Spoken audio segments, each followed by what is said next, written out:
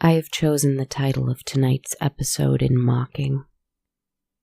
Mocking of myself, please don't think poorly of me. Only in mocking of myself. I sat down last week, perhaps a few days after I released episode 123, King Dread, and I asked my cards a strange question. I was thinking of my beautiful forest. Sometimes green, sometimes golden, sometimes white as it is now. I imagine that in the spring it shall be pink, but I'm not sure. I can't remember a single spring here.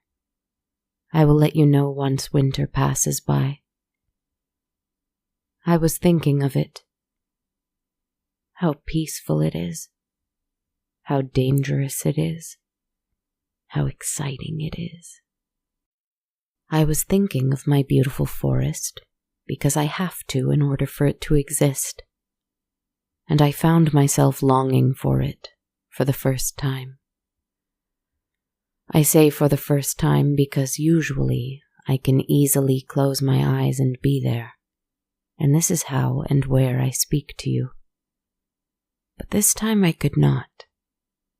This time I was scared and sad and young and mortal and human and Kristen.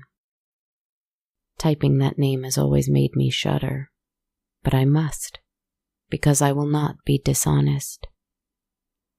I was scared and sad and young and mortal and human and Kristen, and I asked my cards, for some reason, how can I have this? How can I have my forest?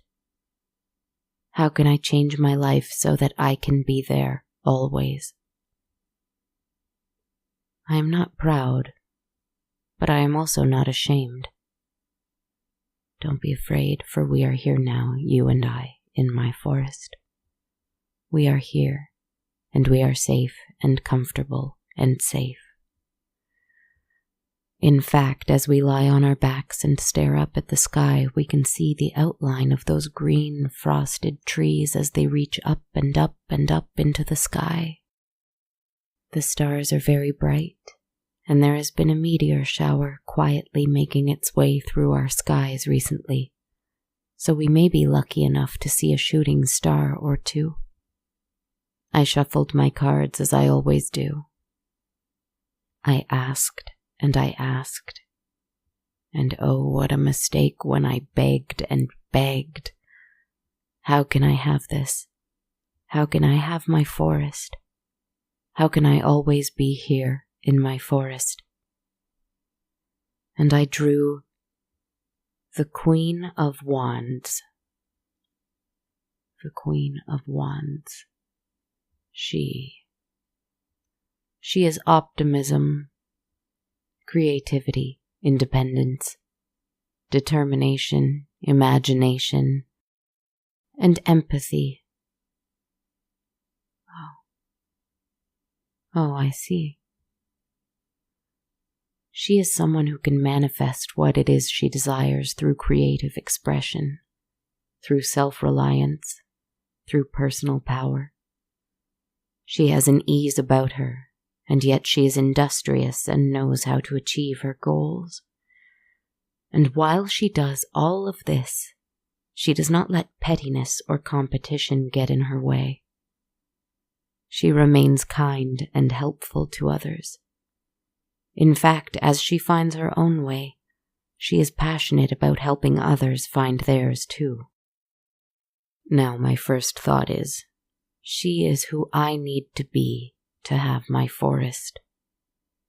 But that is not true, because that suggests that I am lacking what I need in order to have what I want, which is ludicrous. I have universes within me.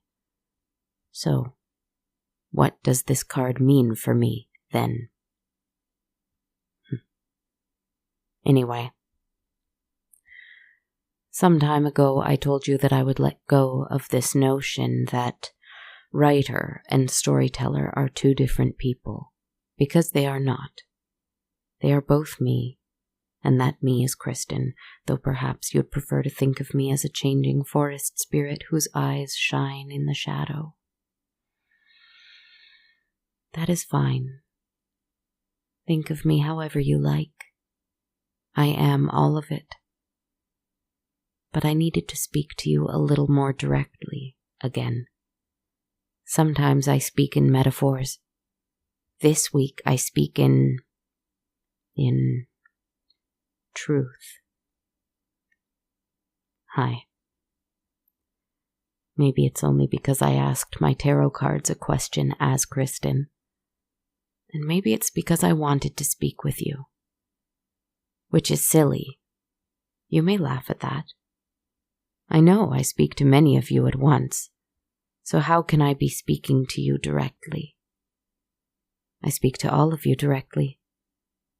I know what this relationship is, I do not fool myself.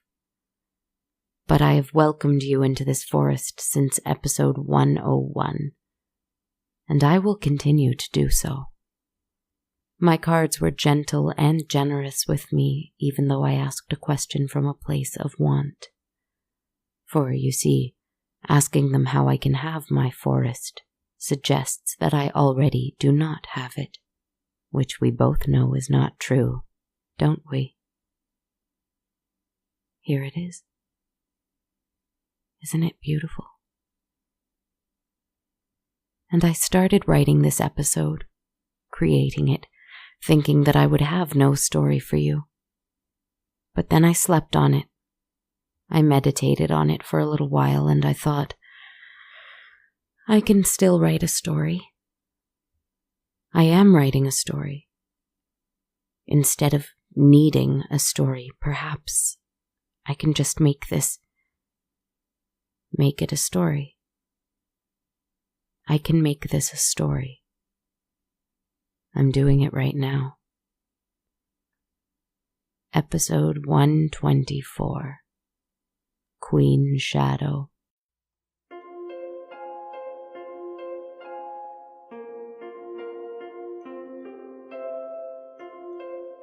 Once upon a time, there was a forest. As the snow silently fell, I sat with my legs crossed, the stars swirling overhead. King Dread, the King of Swords who I saw last week and had a strange conversation with, left. Well, he didn't really leave. He went away from my view, but I know that he is still here. He is still floating among the trees, his heavy crown held high, the tip of his heavy sword dragging along the ground. I know, because I can see the trail of the dragging sword in the snow. He doesn't leave footsteps as he doesn't walk, but that line, straight as an arrow, thin as a razor, gives him away. I sat and meditated for a little while, but it was no use. He had cut me to the quick. That is, after all, what he is good at. And I was certain now that I either have no idea who I am, or that I know exactly who I am. I looked down at the Queen of Wands, the card who lay in the snow before me now, and I swear to you, I could hear her. Can you hear her? Ah, she must be fearsome indeed with a voice like that. The sweeter the voice, the more ghastly the spirit, or so my imagination would have me believe. The King of Swords is terrible to behold. What does the Queen of Wands look like? The voice seems to be coming from the same direction as the trail of that spectral sword in the snow. Do you think I should follow it? Let's go.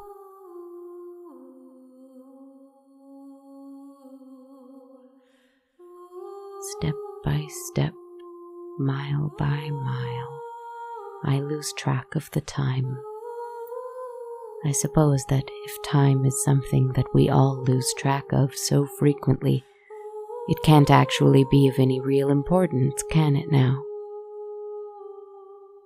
The trail is stopped by the appearance of a mirror.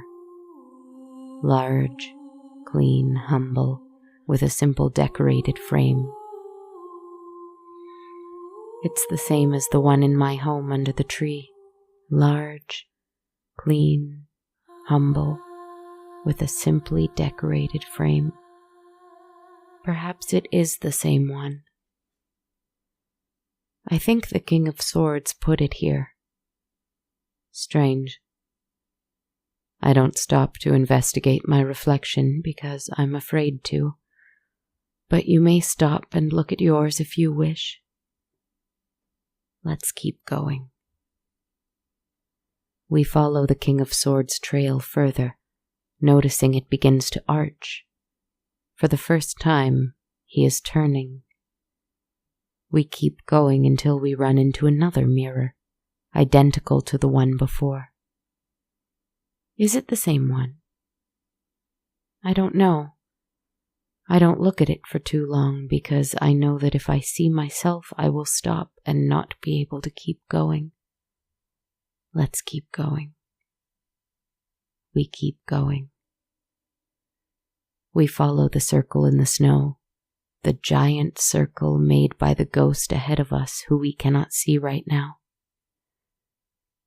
If you want to see him, you can listen to episode 123, King Dread. But this is not about him. He is just showing us the way. The trail is a long one. It is however long you want it to be. Time doesn't work the same way here as it does anywhere else. I think perhaps this is true of all places.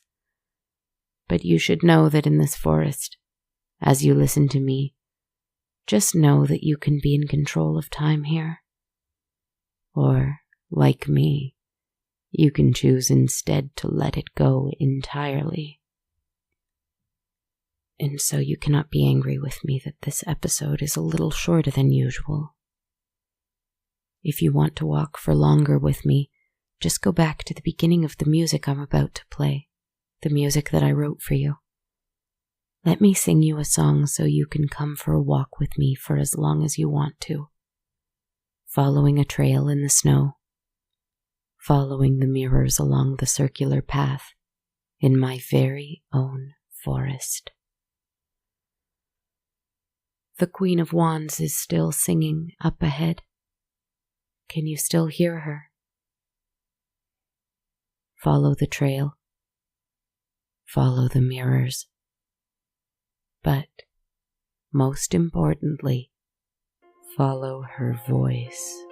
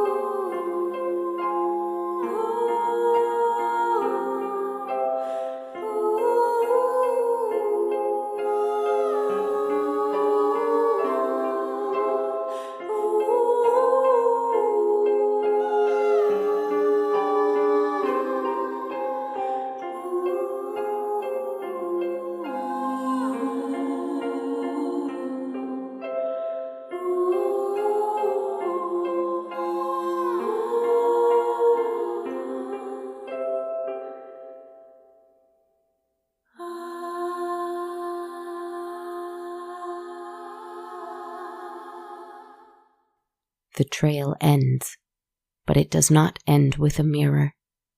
It ends instead with nothing. The trail just ends. But if you look around with me, you'll see that all of the mirrors point inwards at us and have created a round sort of fun house. Because the mirrors are placed between trees, they can give a bit of an effect of disappearing entirely. It is hard to tell where the mirrors are and where the forest continues, except when you see yourself staring back at you. How do you look? What do you look like here, I wonder? I look around, trying not to see my own reflection. Instead, I see her. Finally, she is here with us. The Queen of Wands. My goodness, I was right. What a frightening masterpiece indeed. With a crown of bones reaching high into the sky, hair wild and twisting around those bones, curling out in every other direction too. She holds not a wand, but a huge staff in her hand. She is strong. She does not look away. She does not avert her gaze for anyone. Her eyes are entirely white, and they are sunken in dark circles. She looks cartoonishly tired to me, perhaps as though she had never slept a wink in her life and must keep her eyes pried open at all times. The smile on her lips makes me think the lack of sleep has made her ecstatic and joyful mistakenly. She wears gold, long gold flowing robes. She smiles at I know not what. No, she smiles at me. She points her finger at what I think might be me. I point at myself, questioning. She smiles and nods, affirming. I turn my head to the side, choosing another mirror to look into. I see her over there instead. How did she get there so quickly? Surely she must be a swift spirit indeed if she can move as fast as my gaze can. Faster even. Over there she waves at me.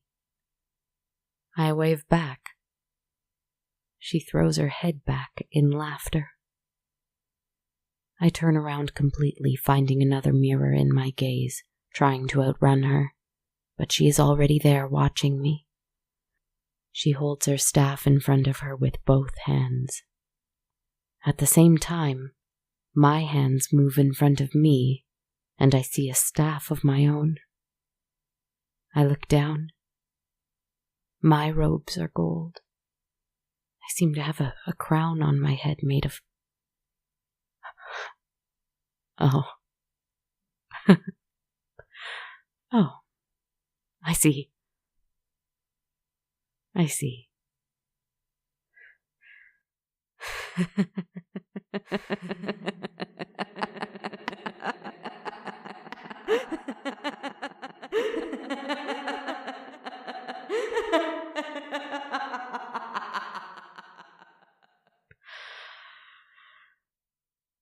I was wrong before to ask my cards what I needed to do in order to have my forest, but my cards were gentle with me.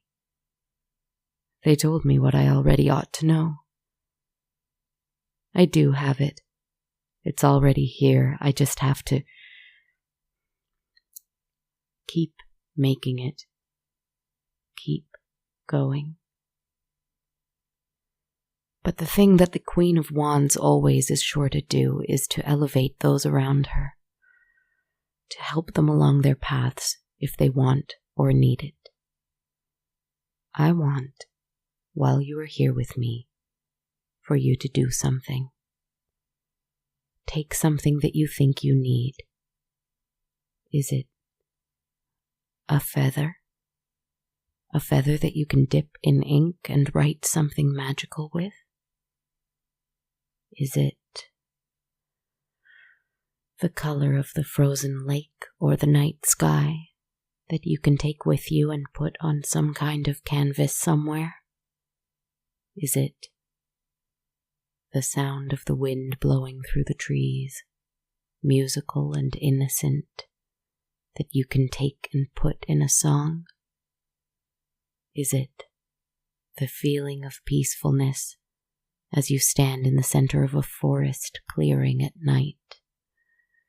The snow falling, but not obscuring the clarity and the beauty of the stars overhead. Take something from my forest.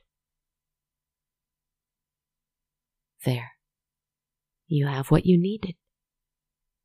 You already have it. Now, go share it with someone else. It's impossible to lose it, you see. I'm having trouble getting out of the present being this forest here with you. I'm having trouble. I started off in the past tense thinking that you would prefer it for a change of pace, but I was slowly yet violently yanked back to the present. In this place, there is so much possibility and so much wonder. I'm afraid that if I sink back into the past, I will start comparing myself to it. And I'm afraid that if I leap into the future, I will wonder why I haven't gone farther or achieved more. But here, now, right now, I am exactly where I am. And I need nothing. I have everything now, in this forest of right now. How fortunate that I don't ever have to leave it. Find me here again next time. I think next time I will go back to my little tree cottage and stay warm. It is beautiful here, but it is very cold, being exposed like this. Next time I will shuffle my cards and I will pick a card and I will try to tell you a story about someone other than myself and yourself and my cards. I will not make any promises though. The fun thing about the present is that it is unpredictable. So we'll just have to check in next time. Thank you for being here with me. Thank you. Good night, my friends.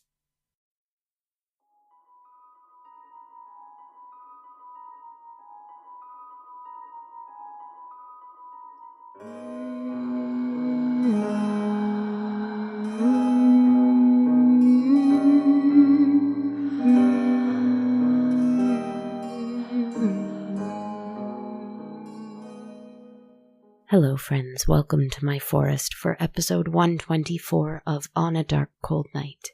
This is Kristen Zaza, writer, host, performer, composer, producer, etc. behind the podcast. I hope that as we sail through December and get into the thick of winter, that you're taking care to get lots of rest and nourish your body and soul. That's what December is about, I think. At any rate, it's what my December is going to be about.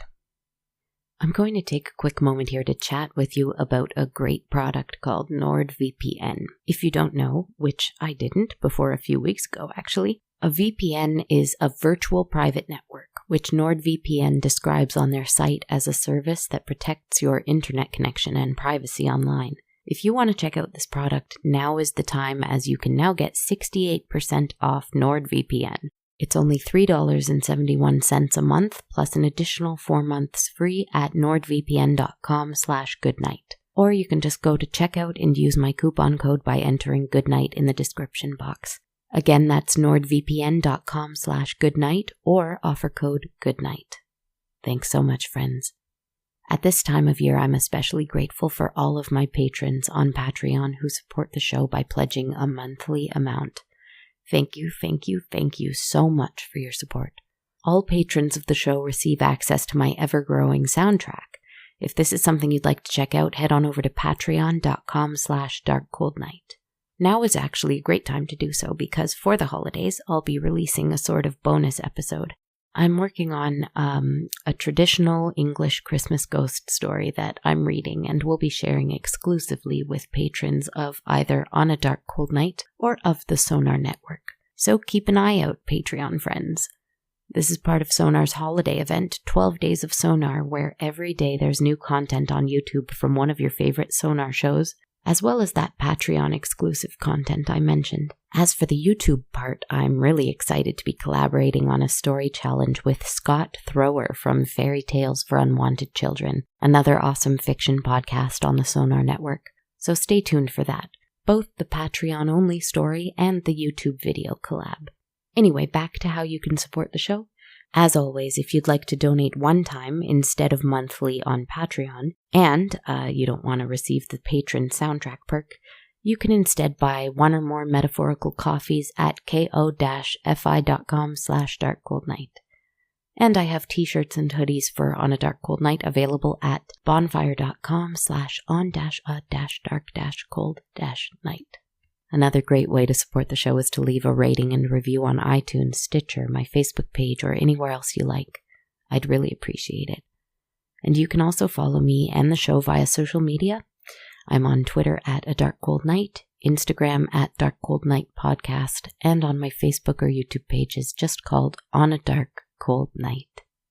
Thank you for spending time today, tonight, or whenever with me, my friends. I do appreciate it, and I appreciate you. Please feel free to visit my voice and the forest anytime you like. Be well. Till next time.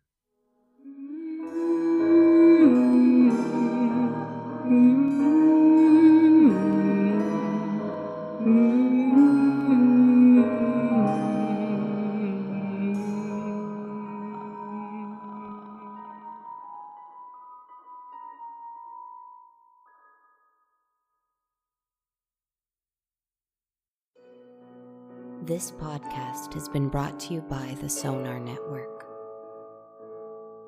Sonar.